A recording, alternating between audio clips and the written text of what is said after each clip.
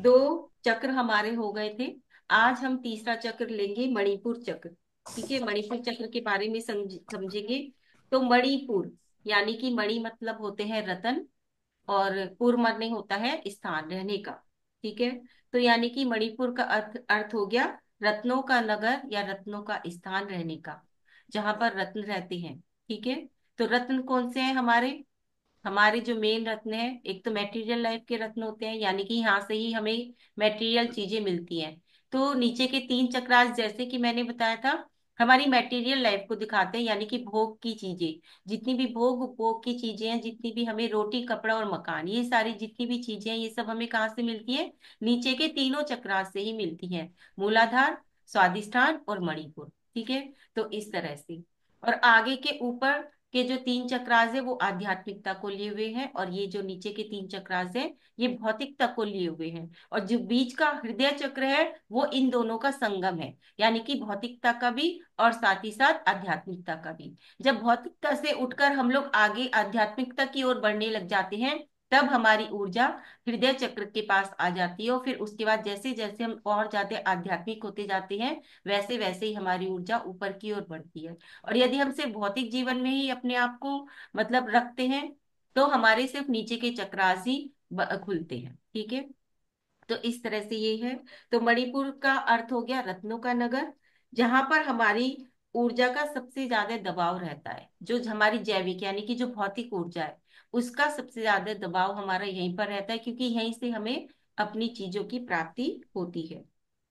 और ये नाभि से 4 अंगुल ऊपर की ओर होता है। ठीक है, तो आप पेट में अवस्थित भी इसको मान सकते हैं नाभि के ऊपर, और पीछे की तरफ भी, जहाँ रीढ़ की हड्डी का मध्य भाग आ जाए थोड़ा सा नीचे की तरफ, वहां भी आप इसको मान सकते हैं। ये ऊर्जा का केंद्र है, क्योंकि और इसका जो रंग होता है वो पीला रंग होता है। ठीक है, और ऊर्जा का केंद्र है तो इसे हम सूर्य चक्र भी कहते हैं। यानी कि सूर्य की जो ऊर्जा है, जो गर्मी वहां से मिलती है, वो हमें यहाँ पर मिलती है, इस वाले चक्र से मिलती है। और इससे हमें सारे शरीर में प्राण वायु ऊर्जा भी हमें इससे प्राप्त होती है। ठीक है, और जितनी भी पेट की चीजें हैं, सारी की सारी जितनी भी चीजें आ जाती हैं वो इसी से रिलेटेड आ जाती हैं। भोजन की प्राप्ति भी, भोजन से जो ऊर्जा मिलती है वो भी हमें यहीं से मिलती है, जो भी हमारा भोजन होता है। ठीक है, जैसे सूर्य क्या देता है? जो बंद चीज है, मुरझाई हुई चीज है, ऊर्जा। उन्हें क्या करता है? ऊर्जा देता है सूर्य। तो उसी प्रकार से ये वाला चक्र भी हमें क्या देता है? ऊर्जा देता है, क्योंकि यहाँ हमें क्या मिलता है? भोजन। क्योंकि यहाँ पे पाचन संबंधी जितनी भी हमारी ग्रंथियां हैं वो सारी इससे हमारी जुड़ी हुई होती हैं। तो जब भोजन हमारे अंदर जाता है तो वो यहाँ से ही हमें क्या करता है? भोजन से ही हमें हमारे शरीर को ऊर्जा मिलती है, और यहाँ पर भोजन आकर हमारे शरीर को ऊर्जा देता है। ठीक है, तो इस तरह से ये हमारे शरीर को क्या देता है? ऊर्जा ऊर्जा देता है। और साथ ही साथ ये हमारे आत्मविश्वास का भी केंद्र है, यानी कि हमारी विल पावर। जिसकी विल पावर स्ट्रोंग है, यानी कि उसका ये चक्र बिल्कुल बैलेंस है। और जिसके अंदर विल पावर नहीं होती, इसका मतलब उनका जो ये वाला जो चक्र है वो इनबैलेंस है। ठीक है, जैसे कि बहुत कुछ आता है लेकिन वो सामने कह नहीं पाते, एक विश्वास के साथ वो कार्य कर नहीं पाते। जो मन में डामाडोल रहते हैं जिनका, कि मैं ये कार्य कर पाऊंगा या नहीं कर पाऊंगा, मैं ये कर पाऊंगा या नहीं कर पाऊंगा, जिनके अंदर आत्मविश्वास की कमी है। जैसे यहाँ पर बहुत सारे लोग हैं, सुमन जी आती है, वो कहती है हम पढ़ नहीं पाते, हमारा विल पावर कमजोर है। आता है पढ़ना लेकिन वो नहीं पढ़ पाते, हिचक होती है। तो यानी कि उनकी जो विल पावर है वो क्या है? कमजोर है। तो उन्हें किस चक्र पे काम करने की आवश्यकता है? इसी वाले चक्र पे काम करने की आवश्यकता है। ठीक है, तो सूर्य की तरह चमकना, तो जिसका विल पावर स्ट्रोंग होता है वो कैसा होता है? सूर्य की तरह चमकता है ना?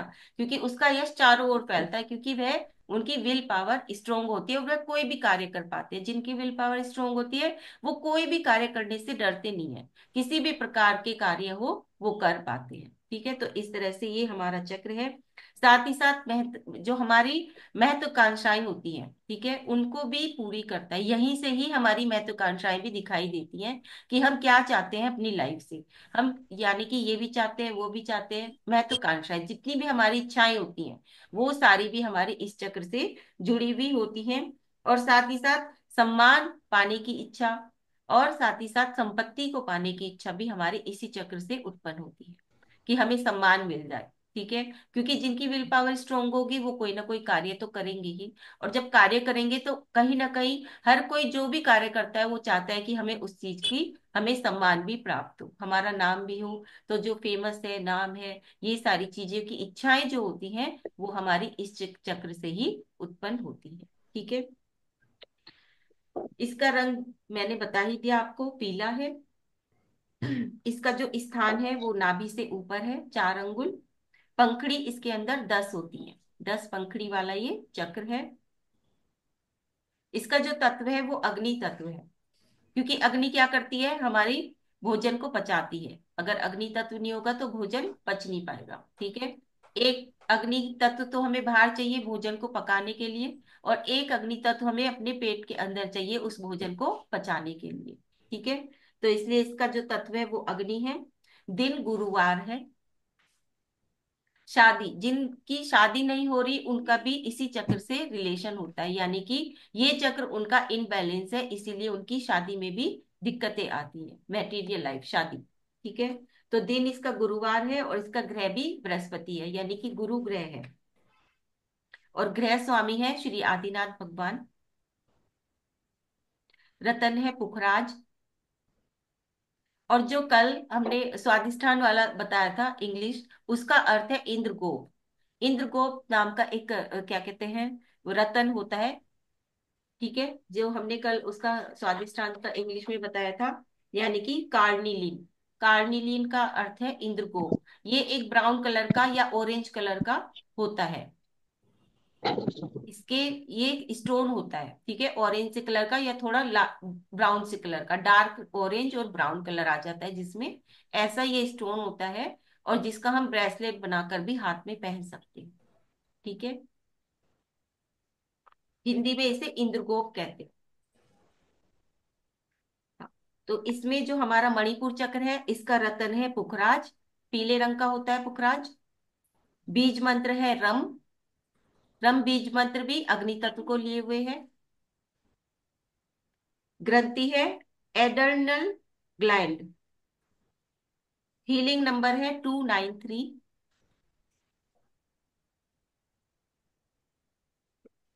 इस चक्र का अर्थ है, यानी कि ये हमें पहचान देता है, एक हमारे लाइफ पर्पस देता है। जैसे बहुत से लोग होते हैं जिनकी लाइफ का कोई पर्पस ही नहीं होता, लेकिन ये चक्र जब हमारा एक्टिवेट हो जाता है या इस चक्र पर जब हम काम करते हैं तो हमें अपनी लाइफ का पर्पस पता चलता है। जैसे बहुत सारे लोगों का पर्पस है कि वह दूसरों की सेवा करे। ठीक है।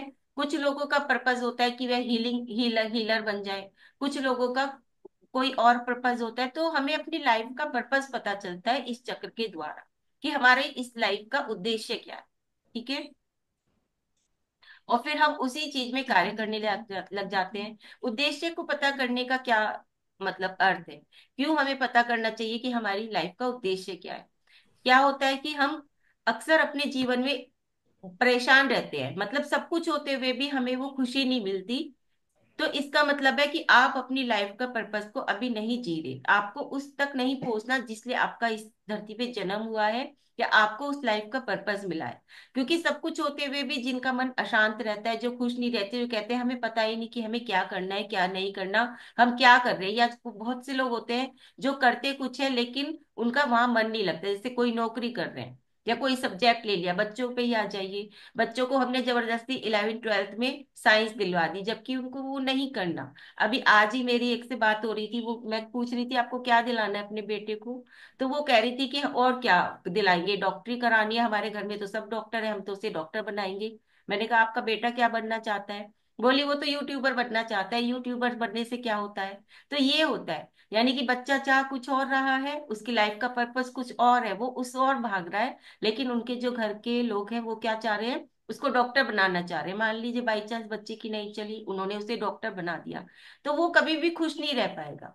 बन तो जाएगा डॉक्टर लेकिन वो खुश नहीं रह पाएगा। क्यों? क्योंकि उसकी लाइफ का पर्पस शायद वो नहीं है, वो नहीं करना चाहता, लेकिन वो जबरदस्ती बन गया। और फिर बहुत से हमने ऐसे देखे हैं कि स्विच कर जाते हैं, पूरी पढ़ाई किसी और चीज की करेंगे लेकिन बाद में काम कुछ और कर लेंगे, है ना। डॉक्टर इंजीनियरिंग की पढ़ाई करेंगे लेकिन बिजनेस में आ जाएंगे। तो ये होता है लाइफ पर्पस, यानी कि जहां उनकी खुशी होती है। तो इसलिए अपनी लाइफ का पर्पस जानना बहुत जरूरी होता है कि हम किस लिए आए हैं इस धरती पर, ठीक है। और ये सब चीजें कुंडली से भी पता चल जाती हैं, न्यूमरोलॉजी से भी पता चल जाती है, एस्ट्रोलॉजी से भी पता चल जाती है कि क्या उनकी लाइफ का पर्पस है, ठीक है। तो ये उद्देश्य हमें पता चलता है मणिपुर चक्र से। साथ ही साथ हमारे अंदर आत्मविश्वास और आत्मसम्मान, स्वाभिमान की जो भावना आती है वो भी हमें इस चक्र से ही प्राप्त होती है। और जो हमारी शारीरिक शक्ति है, जो हमारा बल है शरीर का, वो भी इस चक्र से ही हमें प्राप्त होता है। फल इसमें हम केला, पपीता आदि ऐसे जो पीले रंग के फल है वो हम इसमें खा सकते हैं। नींबू का पानी पी सकते हैं। ड्राई फ्रूट्स भी आ जाएंगे इसमें, ड्राई फ्रूट्स भी हमें खानी चाहिए ताकि हमें शरीर को ताकत मिले। गर्म पानी पीना चाहिए और पर्याप्त धूप लेनी चाहिए, क्योंकि सूर्य से एनर्जी चाहिए, तो हमें इस चक्र को एक्टिवेट करने के लिए हमें पर्याप्त धूप भी लेनी चाहिए। फूल है इसमें सूरजमुखी, सूरजमुखी का फूल। स्विच वर्ड है जैवल, JEWEL, जैवल इसका स्विच वर्ड है, ज्वेल। अब शारीरिक रोग पर आ जाते हैं। तो पेट के समस्त रोग आ जाते हैं इसके अंदर, पाचन संबंधी समस्त रोग आ जाते हैं।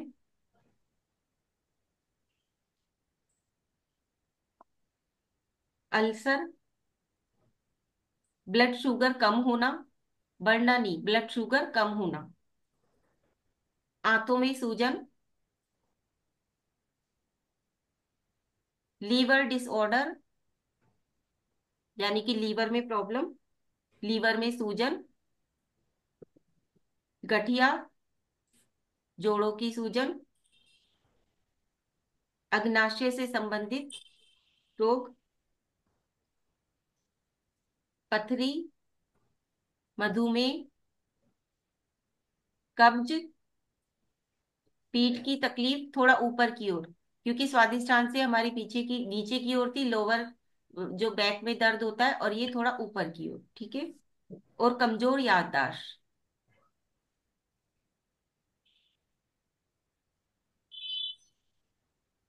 शक्तिहीनता, यानी कि शक्ति की कमी, कमजोरी महसूस होना। जरूरतमंदता, यानी कि हमें हर वक्त किसी ना किसी चीज की जरूरत ही लगती रहे, ठीक है। हमारे अंदर वो विल पावर ही नहीं है कि हम अपने दम पे कुछ काम कर सके। हमें हमेशा सहारा चाहिए, दूसरों का सहारा चाहिए। तो वो भी हमारे इस, जब ये चक्र हमारा डिसबैलेंस होता है तो तब हमें ये होता है कि हम हमेशा दूसरों का सहारा ही ढूंढते रहते हैं हर चीज में। हमारी अपनी खुद की कोई चॉइस नहीं होती, हम खुद कोई भी डिसीजन नहीं ले पाते, ठीक है।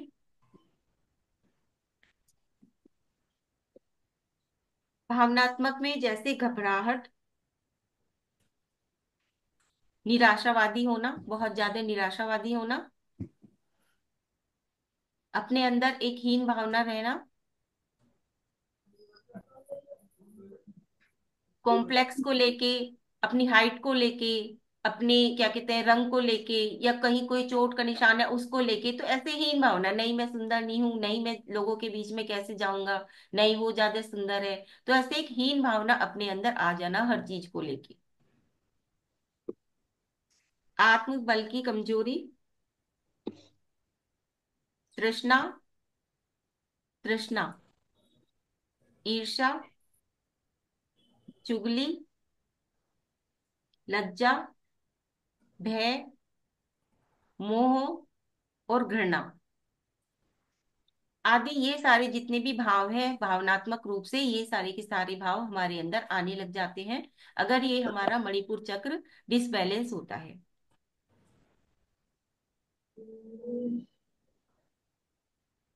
ठीक है। अगर हम इस चक्र को ठीक कर लेते हैं तो इससे हमें बहुत सारे बेनिफिट मिलते हैं। जैसे कि हम जो जीवाणु हैं, वायरस आदि हैं, तो यानी कि हमारी इम्यूनिटी पावर अच्छी हो जाती है, इम्यूनिटी पावर हमारी बढ़ जाती है इस चक्र पर काम करने से।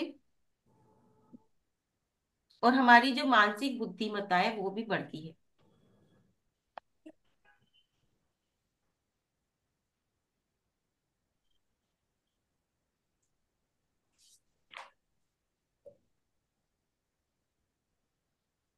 डिसीजन पावर भी कमजोर होती है इस चक्र के डिसबैलेंस से, कि हम डिसीजन नहीं ले पाते कोई भी। तो हमारी डिसीजन पावर भी डिसबैलेंस होती है इस वाले से।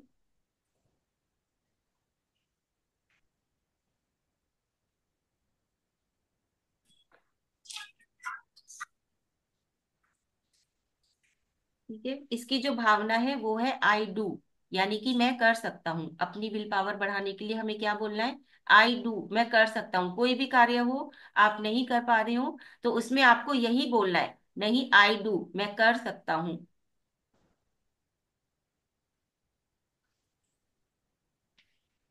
इसका जो प्रतीक है वो है यिन यांग। इसका जो प्रतीक है यिन यांग होता है, यानी कि बैलेंस का। एक आप लोग देखेंगे, सर्च करेंगे, आपको चिन्ह आ जाएगा। एक क्या कहते हैं, व्हाइट कलर का होता है और एक ब्लैक कलर का होता है। ठीक है, तो वो एक चिन्ह होता है यिन यांग का, यानी कि बैलेंस का। और वाद्य यंत्र है संतूर। इसका जो वाद्य यंत्र है वो है संतूर। और संगीत नोट है इसका गा।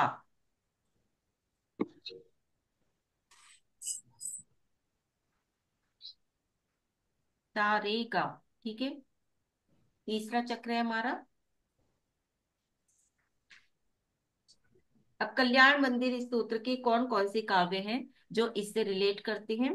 तो वो है 8, 9, 10, 12, 18, 20, 23, 24 और 28।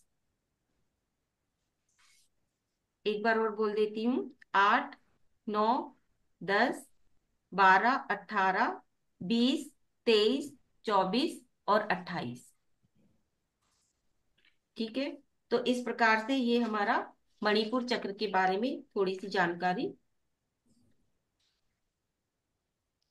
साधना उसी प्रकार से करनी है, तेजी से रम को बोलते हुए, और नाभि तक, कि आप ऐसे सांस लें कि आपकी नाभि तक वो सांस आ जाए। ठीक है, और फिर वहां कुछ क्षणों से रोके और फिर बाहर निकालें।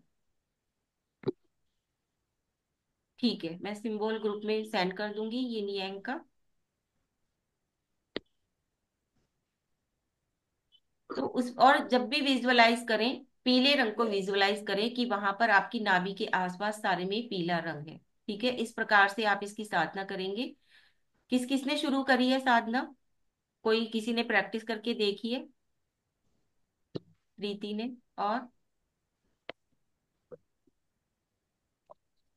और किसी ने नहीं की? सुनीता जी कह रही है। 5 मिनट भी किसी के पास समय नहीं है निकालने का, कि कम से कम करके तो देखिए क्या हमें बताया जा रहा है। ठीक है, कोशिश कीजिए। देखिए संडे की छुट्टी है, और अगर कल भी क्लास नहीं हुई तो कल भी छुट्टी है। तो एक बार कोशिश करके देखिए 5 से 10 मिनट बैठ के, कि किस प्रकार से हमें बोलना है। ठीक है, क्योंकि जो आपकी प्रैक्टिस में आ जाएगा तो तब आपको याद रहेगा कि किस प्रकार से हमें बोलना है ये वाला, और हमारा वाइब्रेट होता है या नहीं। क्योंकि एक्सपीरियंस करके देखिए, जब तक एक्सपीरियंस नहीं होगा तो लिखते चले जाएंगे, उससे कुछ फायदा नहीं। तो जो भी चीज बताई जा रही है उसको एक्सपीरियंस करके तो देखिए कि होता क्या है उससे। ठीक है ना, कैसे होता है। और जब एक्सपीरियंस करोगे तो तब यहाँ आके क्वेश्चन भी मुझसे पूछोगे कि हमने ऐसे किया था, ऐसे हुआ। ठीक है, तो सिर्फ लिखे नहीं, उसको उतारे भी, करने की भी कोशिश करें उसको। सम्यक दर्शन ज्ञान चारित्र दर्शन तो है, जब भी आप यहाँ पर सब आ रहे हैं, है ना, विश्वास के साथ। ज्ञान मिल ही रहा है, लेकिन उसे चारित्र, चारित्र में भी तो उतारना जरूरी है ना, करना भी जरूरी है उस कार्य को। तो इसलिए संडे में सब करके देखेंगे, 5 से 10 मिनट कम से कम। अब किसी को कुछ पूछना है तो पूछ सकते हैं।